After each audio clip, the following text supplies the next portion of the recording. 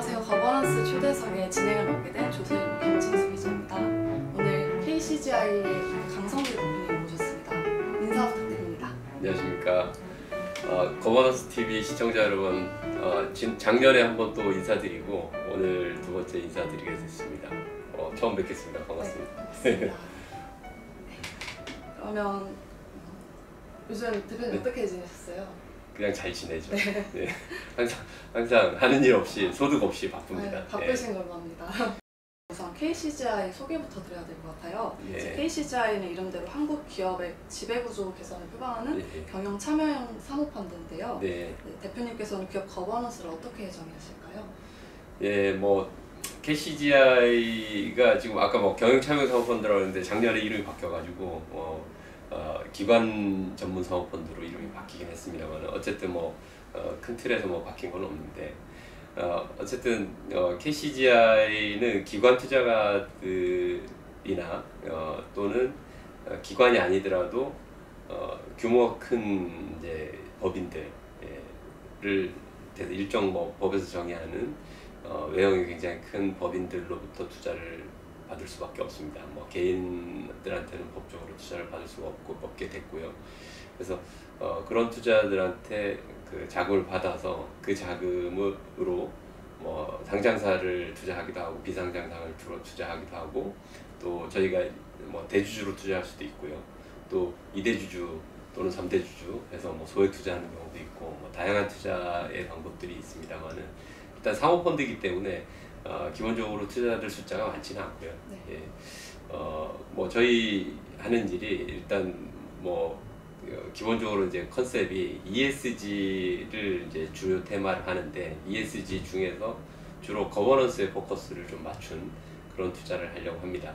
E도 관심이 많고 S도 관심이 많은데 가장 부족한 게 우리나라가 기업 거버넌스거든요. 그래서 대부분 ESG 하면 환경만 얘기하는 것 같아요.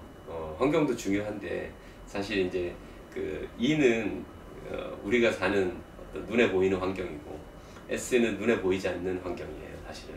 그래서 인간이 사회적 동물이기 때문에 사회 속에서 우리가 살아간다라고 생각을 해보면 쉽게 이 눈에 보이지 않는 환경에 대한 감이 오실 것 같고요.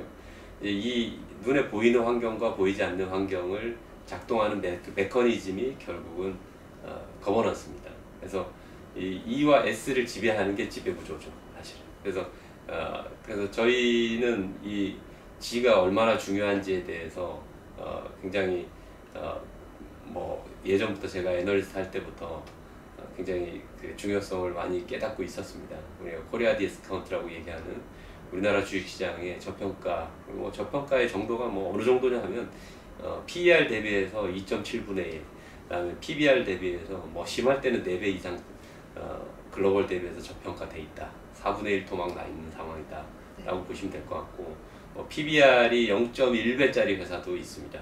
이름을 거론하면 안 될 것 같아서 이름 얘기를 안 하겠는데 그런 회사들도 굉장히 많고요. 그러니까 규모가 1, 2조짜리 회사가 아니에요. 굉장히 큰 회사가 그렇게 저평가된다는 거는 PBR이 0.1배라는 얘기는 지금 당장 청산하면 그냥 10배, 주주들한테 10배 몫이 돌아간다는 뜻이에요. 그러니까 그런 회사들이 왜 상장을 하고 있는지 참 이해가 안 가죠. 그럼에도 불구하고 우리나라가 이렇게 이제 저평가된 원인이 지혜에 있음에도 불구하고 자꾸 엄한 얘기들만 합니다.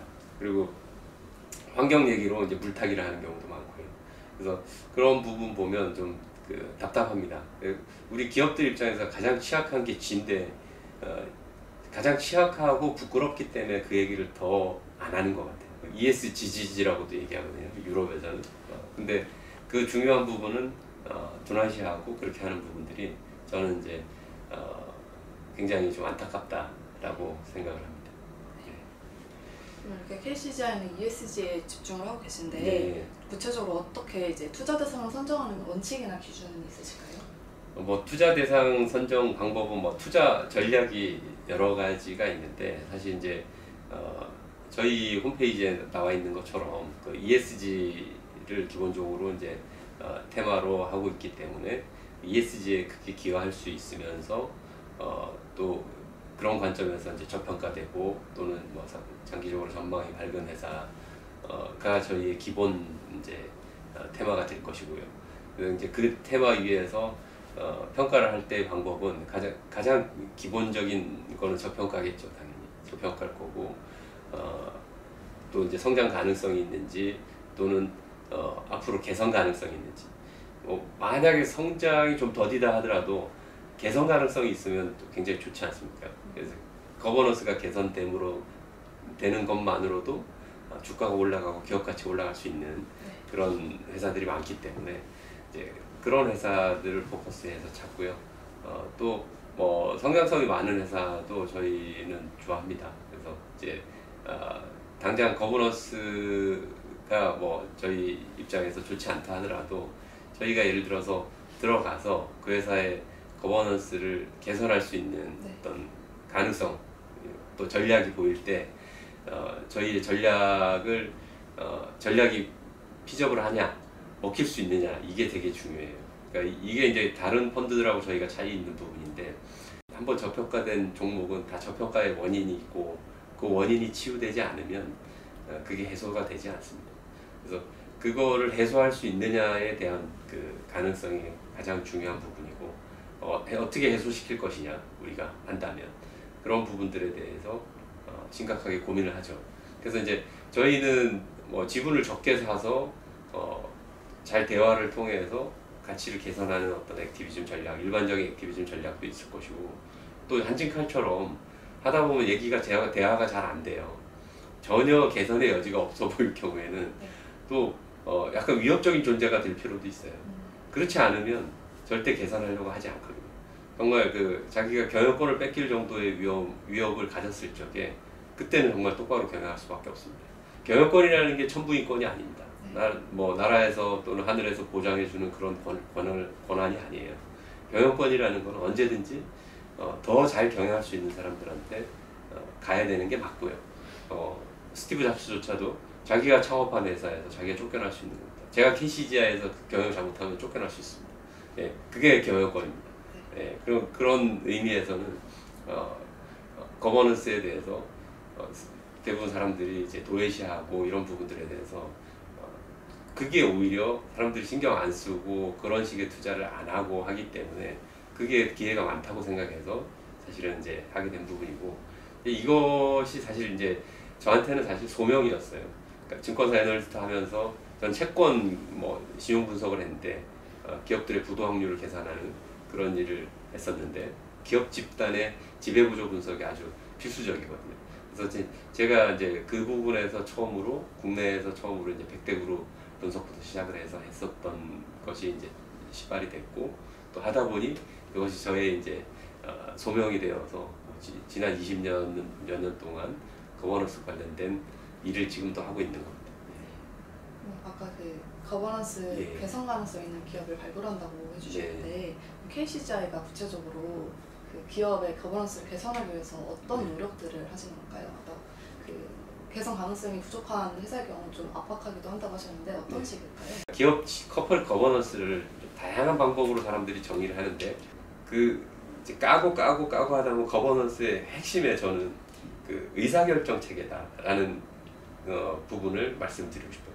예, 기업의 소유 구조와 지배 구조를 포괄하는 개념이긴 하지만 소유보다는 어떻게 보면 그 의사결정 구조, 지배 구조죠. 그래서 우리가 지배 구조라는 이름으로 그 표현을 많이 하는데, 그 의사결정이 수많은 의사결정들이 계속 반복돼서 그게 좋은 방향으로 계속 누적되면 좋은 기업이 되는 거고, 나쁜 방향으로 누적되면 나쁜 기업이 되는 거죠.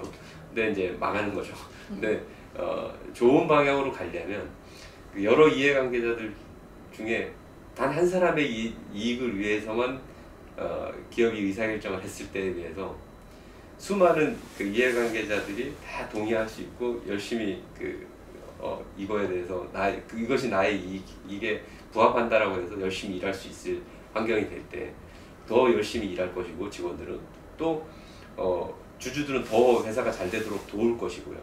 또 지역사회나 소비자 입장에서 봤을 적에도 이 회사가 단순히 나를 이용하려고만 하는 게 아니라 나한테 뭔가 이익을 주려고 효용을 주려고 이렇게 하는구나라는 거 느꼈을 적에 더 또 그 회사의 그 제품이나 서비스를 사랑해주지 않겠습니까? 그래서 그런 관점에서 보면 이해관계 조정을 잘하고 또 그 이해관계자들의 이해에 맞게끔 의사결정이 될 수 있게끔 만드는 거, 그것이 이제 저희한테 제일 중요한 소명이고, 그 방법에 있어서는 일단 기본적으로 뭐가, 그럼 아까 그 대부분의 이제 부딪히는 부분이 일반 주주와 그다음에 대주주, 이렇게 크게 구분했을 적에 일반 주주의 이해와 대주주의 이해가 부딪히는 경우가 사실 대부분이에요. 예, 그 부분이 제일 핵심이고, 요 부분은 그러면 일반 주주들이 바라는 부분이 뭘까에 대해서 이제 그 투자자들의 니즈를 좀 감안해 줘야 된다. 투자자 보호 장치가 우리나라의 경우 잘 안 돼 있기 때문에 이런 부분들을 적극적으로 주주들이 나서서 내 몫을 챙기지 않으면 안 되거든요. 그래서 주주 행동주의라고 우리가 뭐 표현하는 것들, 사실 그 표현도 저는 마음에 안 드는데 기업 지배구조 개선 전략이죠. 기업 지배구조 개선 전략이라고 얘기하는 것에서 가장 우선은 주주 평등의 원칙, 상법에 써 있는 대로 그 원칙에 부합하도록 경영을 해라 라는 부분들이고요. 그래서 이제 그런 부분에서 가장 부족한 부분들이 회사마다 다 다를 거예요. 한진그룹 같은 경우 예전에 부채 비율이 너무 높아서 회사가 언제 망할지 모르는 정도의 어떤 큰 그 위험에 저는 직면해 있다라고 봤었고, 글로벌 대비해서 평균적으로 부채 비율이 높은 회사였고요. 영부채까지 감안하면 뭐 1000% 훨씬 넘는 그런 부채 비율이었기 때문에 그런 거 계산하자는 게 저희 이제 가장 중요한 캐치플레이였었고, 또 뭐 이익은 많이 나는데 재무구조 무지 좋아요. 이익도 많이 나고, 근데 회사가 새로운 성장 동력을 위해서 돈을 쓰지도 않고, 그렇다고 해서 배당도 안 해요. 자사주 매입도 안 하고. 그런 부분에서는 또 주주 환원에 대한 얘기를 할 수도 있어요. 그럼 계속 쌓아둘 건 뭐하러 놔두냐. 나머지 주주의 이익도 생각을 한다면 뭐 배당을 하든 자사주 매입 소각을 하든 그런 어떤 주주 환원에 대해서도 신경 쓰라라고 얘기할 수도 있는 것이고요. 뭐 다양한 그 전략들이 너무 많기 때문에 그거에 대해서는 너무 케이스 바이 케바케. 그래서 예, 여기까지 말씀을 드리겠습니다. 네, 예. 네. 이렇게 KCGI는 기업 거버넌스를 개선해서 좋은 기업을 만드는데 기여하고 계시는 것 같은데요. 대표님 저서에서 네. 이제 우리나라의 상속 증여세가 과도하다라는 네. 지적을 해주셨어요. 네. 이러한 이제 기업 지배구조의 걸림돌에는 어떤 게 있을까요? 특히 우리나라의 경우에는 문제가 되는, 많이 부딪히는 게 두 가지가 있어요. 하나는 상속증여세, 예, 상속증여세 이슈고, 또 한 가지는 배당소득세. 이게 제일 문제고 많이 이해관계가 부딪힙니다. 근데 사실 이해관계가 부딪히는데 또 잘만 생각해 보면 슬기롭게 풀어갈 수 있는 해법도 있어요. 근데 그 해법에 대해서 다들 도외시하고 있는 것 같아요. 왜냐하면 이게 정치적인 문제랑 결부가 돼 있다 보니까 쉽게 얘기를 못해요. 예를 들면 상속증여세 절감해주자, 배당소득세 깎아주자, 이 얘기가 어떻게 들리시나요? 부재감세처럼 들리시잖아요. 사실 이게 부자감세가 아니고 대부분의 가난한 사람들을 위한 감세입니다. 예. 얼핏 이해가 안 가실 수 있죠. 근데 상속증여세를 우리나라가 전 세계에서 가장 과도하게 물리고 있어요.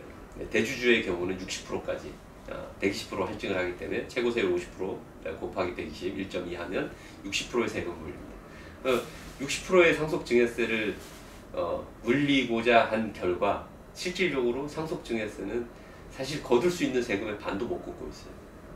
왜냐하면 이걸 반으로 세율을 낮춰주면 거둘 수 있는 세금이 지금보다 4배, 5배 올라가는데, 예, 반으로 안 낮춰주는 바람에 다 피해가려고 어떻게 해요.